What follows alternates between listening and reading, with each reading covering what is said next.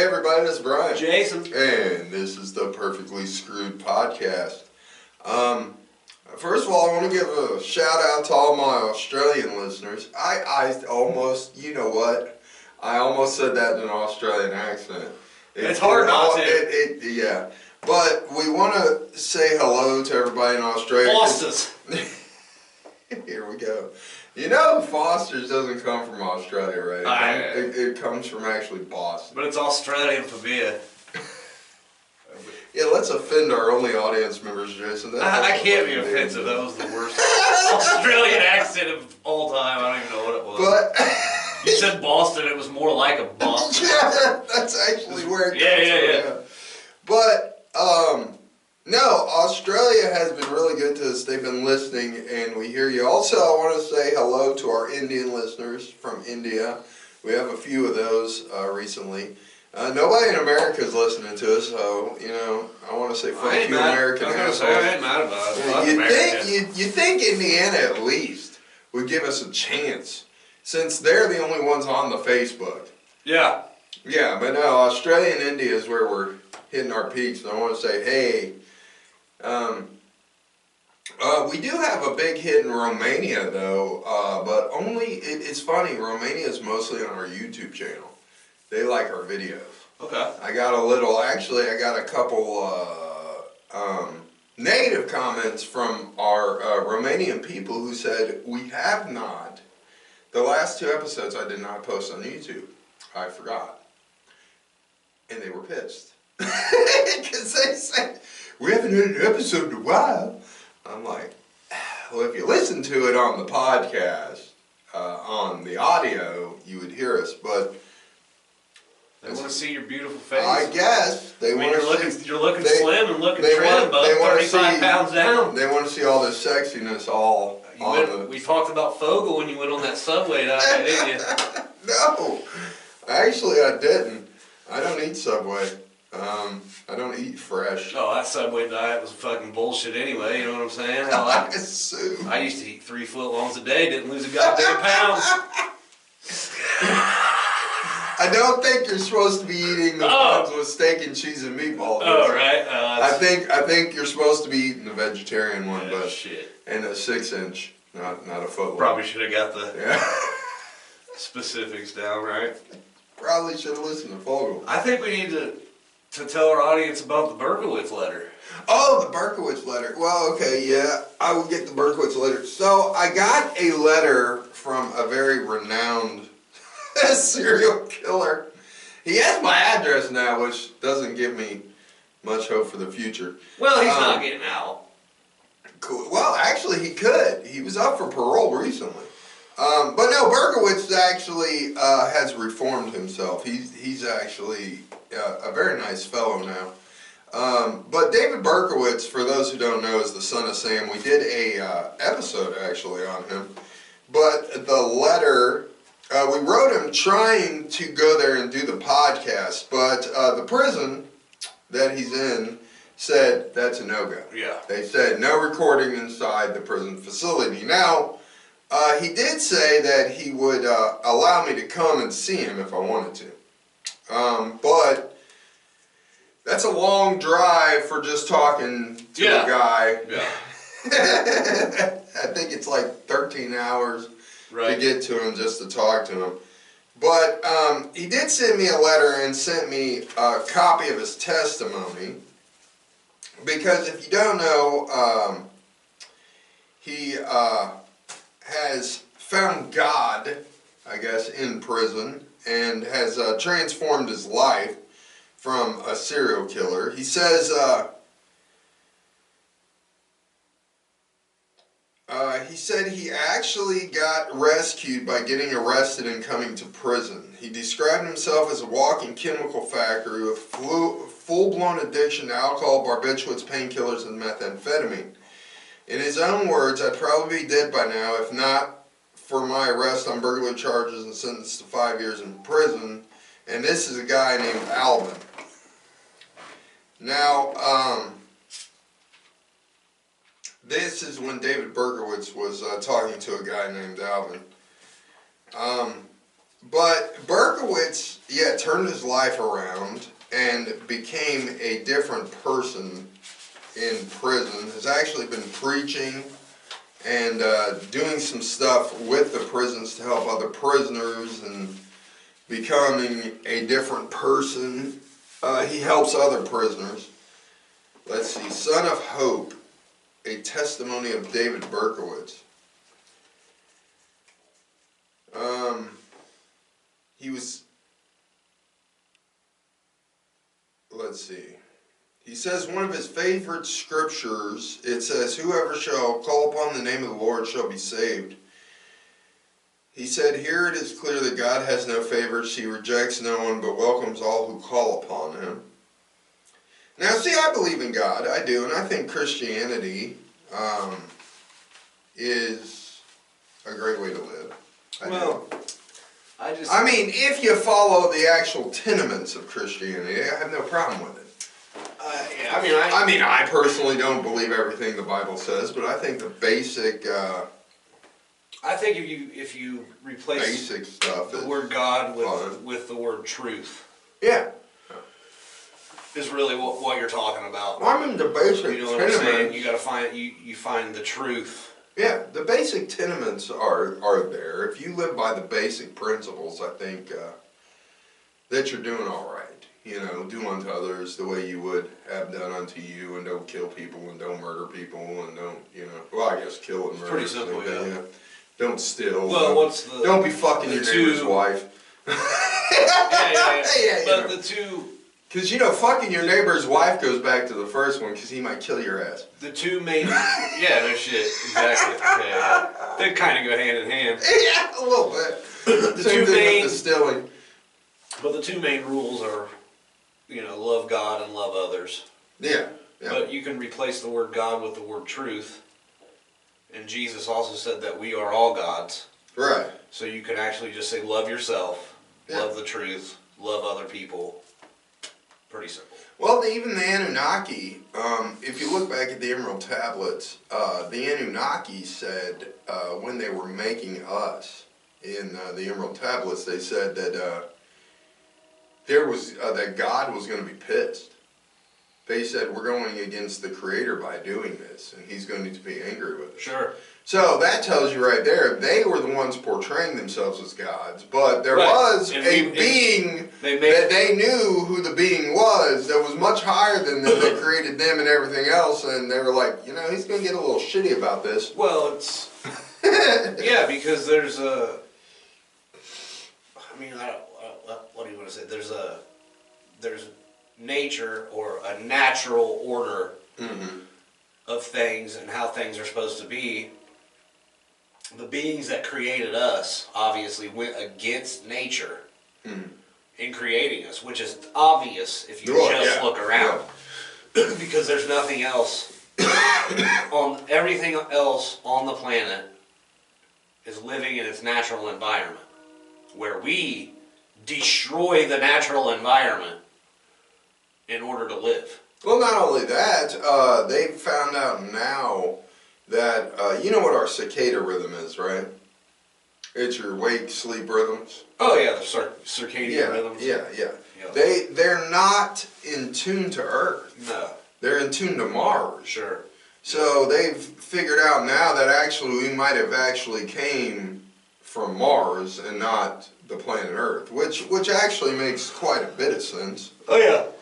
But anyways... I think it's a back and forth. I think we're on a back and forth. Well, yeah, because we're going back to Mars eventually. Yeah, because I think if you, the evidence points to Mars actually being more Earth-like at one point in time, and then it also points to some kind of destruction. Yeah. Artificial. Yeah, artificial destruction. Right? And then if you look at the way we're progressing here, we're doing the same thing to the Earth. Oh, yeah. So at one point, we lived on Mars. It was Earth-like. It was there was going to be this destruction, so you had to escape Mars. And where are you going to go? You're going to go to Earth. Same thing here. We're already trying to get to Mars. Right, yeah. And if we're not already there. Well, we better hurry up, too, because that comet's on its way, and I think it hits in 2030. Yeah. or 2035, something like that, if it hits us. It's an asteroid, and they said if it hits what they call the keyhole, that it'll go right past us, but there's a great chance that it'll hit us, and it's the size of England or something like that. It's not going to really, they don't think it's going to bother North America too much. There might be some tsunamis and flooding from North America, but it's going to destroy a lot of Asia if it hits. So, yeah, there could be a serious issue there. So if you live in an Asian country, or our buddies in Australia, you might want to get to high ground. Or underground, one of the two. Yeah, sure. Yeah. Got about 10 years before this comet obliterates half the Earth. But on a happier note, yeah, as I say this, we're talking today about another famous American serial killer, Rodney James Alcala. Do you know who Rodney James Alcala is? I don't. Okay, he was a serial killer in the 70s. 77 to 79 to be exact. But the amazing thing about this narcissistic asshole, that other serial killers just didn't have.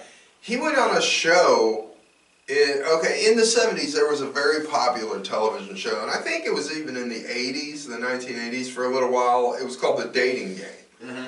And it was staged, I mean, obviously, but what it was there was a female that would come on, and she would ask these, like, kind of sexually charged questions to the three bachelors. Yeah. She'd be like, bachelor number one, if you took me on a date, and la la la la, yeah. you know, what would you do? Da, da, da, da, da. And he would say some very sexually suggestive answer, and the audience would laugh, ha ha ha ha ha. And it was all fun and games because half the time they didn't even really go on the date. But anyways, what's amazing is this guy, in the middle of his fucking killing spree, decided he was going to go on national TV and do the dating game. Yeah. As one of the bachelors. And he was one of three. And they actually made a movie very recently about it. I think it's called Woman of the Year. Anna Kendrick, if you haven't seen it, it's actually excellent. Anna Kendrick is directing and stars in it. Oh, I love Anna Kendrick. Excellent movie, actually. But he was a serial killer and a sex offender, Rodney Alcala. And it is interesting too to me because some these serial killers, they somehow do have the ability to disconnect themselves, right? I guess I put myself in the shoes of I'm going around fucking killing motherfuckers. It seems like that would weigh on your conscience and you would have a hard time like fitting back in normally into society like nothing is wrong. Yeah, Rodney. They somehow have this ability. Yeah, Rodney had no problem with it. Right. It's interesting because... But a lot of them are like that, dude. Yeah. Like, well, not only like BTK. Yeah. Oh, yeah. Like, BTK had a whole family and lived a normal life. For like all a teacher and shit, yeah. right? I mean, a lot of them have jobs. Yeah, he was a teacher and friends. Yeah, he when you look at BTK, he was a normal guy. I mean, really. Yeah. But the funny thing about Rodney Alcala is he not only went on the dating game show, he won. He was the one she picked. Won? He was the most charming, charismatic guy on the stage. She even went on a date with this motherfucker. He didn't kill her? No. Oh, wow. They went on a date. How lucky. And after the show, but before, because they schedule, okay, when you have the dating game show, you win, and then they set up this trip where you guys are supposed to go, like Maui or Hawaii or whatever. So they set up this trip for them to go on this trip. But Alcala came to her, Rodney did, after the show, and he's like, hey, how about we go out before this trip? You know, get to know each other. So they went out for drinks or whatever, and she started to get a weird vibe from this motherfucker. Yeah. They went back to the studio parking lot. She barely escaped because some people came out. and saw them together because he was trying to get her. And because she said, look, I'm not going on no trip with you, motherfucker, because she started getting a weird vibe from Rodney. But yeah, he won the show. He was very charismatic, very, you know, and that's the way they are. A lot of them are, yeah. Because that's the way they get their victims in. And his thing was, how he got his victims was he would take pictures of them. He was a photographer, and he really was in real life. But he would go with the ruse of, hey, I want to take pictures of you. And he'd get these runaways or these vagrants. Because, in the 70s, it was a big hippie kind of, culture going on where there was a lot of runaways that would go to California and shit. So it was very easy at this time period to find people hitchhiking or runaways or young girls that had ran away from home trying to get away from their parents. And, it was just basically, right, here's a pre-made victim for you. Yeah. So, he got convicted of 5 murders between 77 and 79. He got 25 to life. And he got convicted of 2 further murders committed in New York. He was also indicted for a murder in Wyoming, although the charges were dropped there. They know he's been linked to 8 murders, but the true number of victims remains unknown, and he said at one point it could be as high as 130. And they think it's like at least 130. Oh, shit. Yeah, so they have no idea how many people this guy actually killed before they actually caught his ass. He died when he was 77 in California at the correctional facility, and they called him the dating game killer because of this. He had, when they caught him, he had a collection of more than 1,000 photographs of women and teenage girls and teenage boys, many in sexually explicit poses. He was charged in 2016 with one of the murders of the women in the photographs.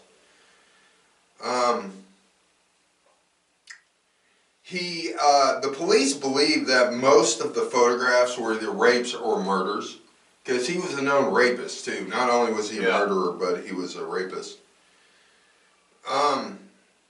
So he was born in Texas. He was born to a Mexican-American couple.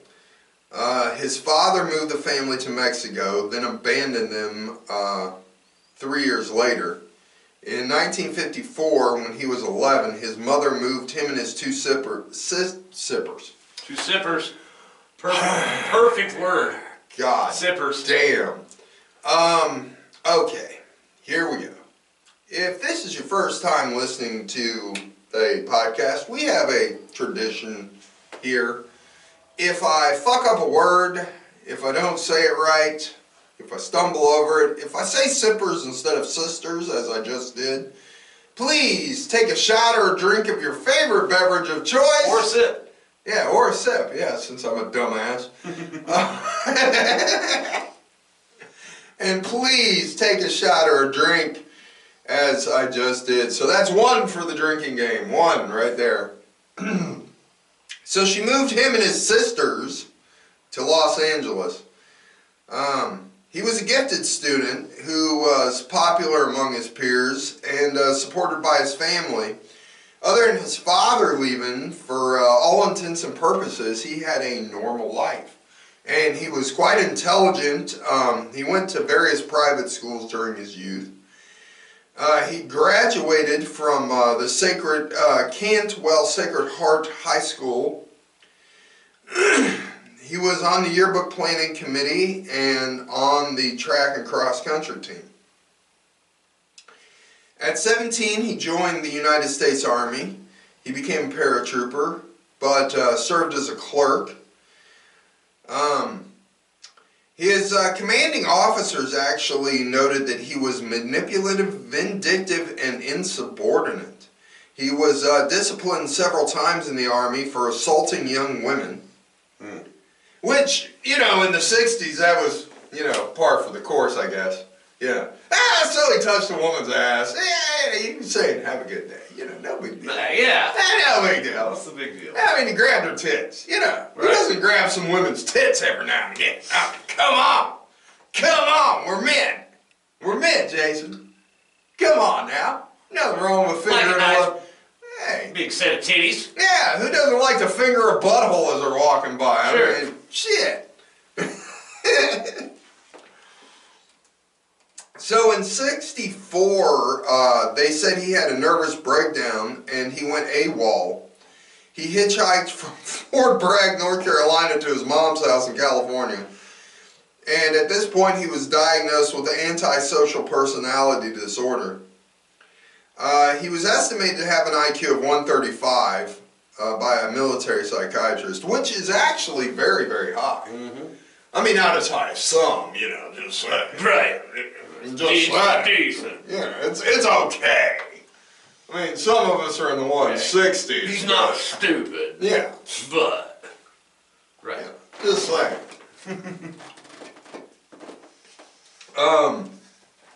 So after he went AWOL and they brought him back and they said he had anti-personality disorder, he was discharged from the Army on medical grounds. Yeah, I'd say so. Yeah. Yeah. We don't allow people with antisocial personality disorder and, you know, extremely high IQs that go around finger banging cadets, you know, against their will. Yeah, it looks bad on the Army. Yeah. It looks bad. Of course. You know what I mean? We're supposed to be teaching discipline and a little bit of strictness, and that kind of goes against the grain. A little bit. Yeah. So later on, he was diagnosed by psychiatric experts. Experts? That's number 2 for the drinking game. Experts. So that's the second shot of the night, ladies and gentlemen. By now, if you're not feeling the buzz, you will be soon, because I'm right. You fucking I'm on a roll. I'm on a roll today, baby. Some episodes I get through them with not a single fuck up. There's others, and here we go. Yeah. So he was diagnosed later on by those psychiatric experts as having narcissistic personality disorder, borderline personality disorder, malignant narcissism, that's number 3. I can't get past that. That's number 3. Narcissism. It's a tough word. That's 3 shots. 3 shots in a row. And he was a psychopath and a sexual sadist. Hell yeah. Alright! Sounds like a good diagnosis. Sounds like a party, Jason. Sounds like my normal Saturday night. Yeah. So when he got discharged from the Army, he actually went back to school and graduated from UCLA School of Arts and Architecture. Fuck, what is wrong with me this morning? He studied film under Roman Polanski, actually. Oh, really? Yeah. Wow. At NYU. So he graduated and then from UCLA, and then he went to NYU where he studied film under Roman Polanski, which that alone is a hell of an attribute right there.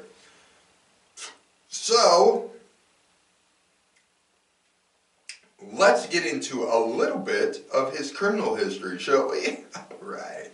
So the first one they know about for sure, and they think that before this he might have killed some people while in the Army, and he definitely raped a few women that they know of.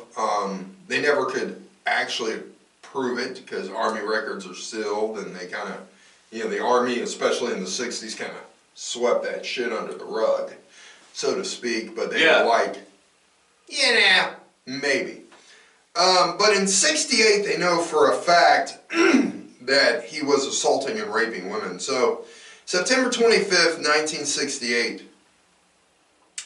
a passing motorist named Donald Haynes called police after witnessing Rodney Alcala lure Tala Shapiro, she was 8 years old, into his Hollywood apartment.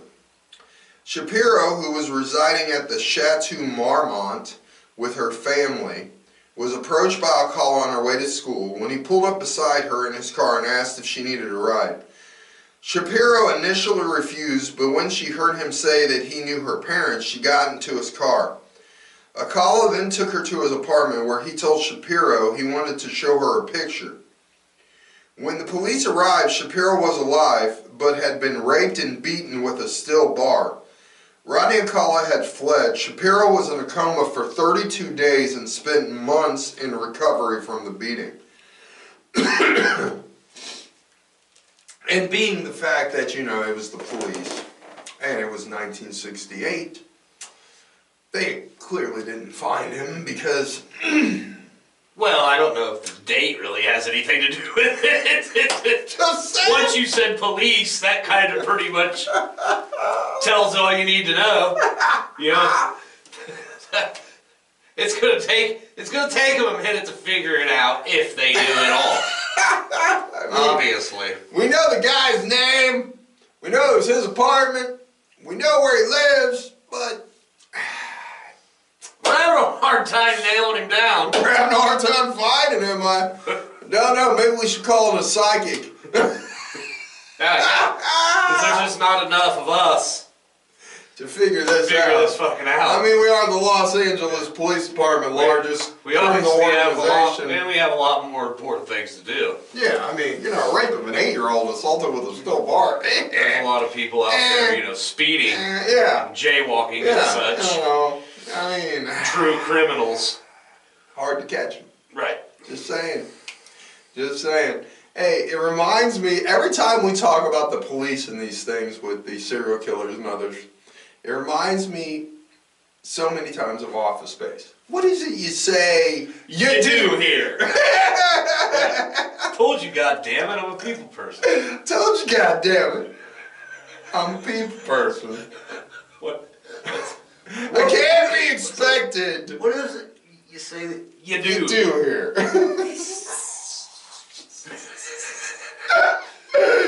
Oh, what a God. great movie, man. Oh my God. What a great classic fucking movie, dude. It's not that I'm lazy, Bob. It's just that I just don't care. 8 bosses, Bob. Hey, I got 8 bosses. I mean, I find this guy, he's gonna be out the next day, Bob. What do you expect? Right. So, he had a warrant though. The cops did put out a warrant for him. But to evade the arrest warrant, stemming from the Shapiro assault, he left California and then enrolled in NYU using a fake name, John Berger. Which, of course, back in '68, it was just, I guess, easy. You could just leave California, go to New York, say your name's John instead of Rodney, and they never caught you. Great times, Jason. Yeah. Great times. Yeah. Yeah, I could just move to Oregon and be like, my name's Bob. Okay, no questions. Bob, my pass. Bob Berger. Yeah. You can call me Robert if you want. They just call me Bob. No questions about my past, please. No, I've never assaulted an 8-year-old. 8-year-old? Fuck, I don't know nothing with it. Rodney? No. I mean, I look like the guy a little bit. People have told me this before, but not me. Not me at all. I know, I always wondered about that too, like the changing of identities. Like, do you not have to show ID or? I guess in the 60s it was Social easier. Security or nothing like that? I guess in the 60s it was a lot easier. Just your name was enough? Yeah, I guess you just showed up to college and was like, my name's Rob. Right. Yeah, here we go. Let's enroll. Okay. Yeah, okay. So he enrolled in NYU in 1971, which, let's put an interesting point on this. He goes to New York in '68, hangs around New York for a little while, nothing to what he was doing in New York, but it wasn't until '71 he actually enrolled in college. So there's a 2-year time span there where the cops in California are supposedly looking for him, but obviously not doing a great job because he's right in New York. But anyways, we're going to end this episode now, and we're going to pick up there on the next one.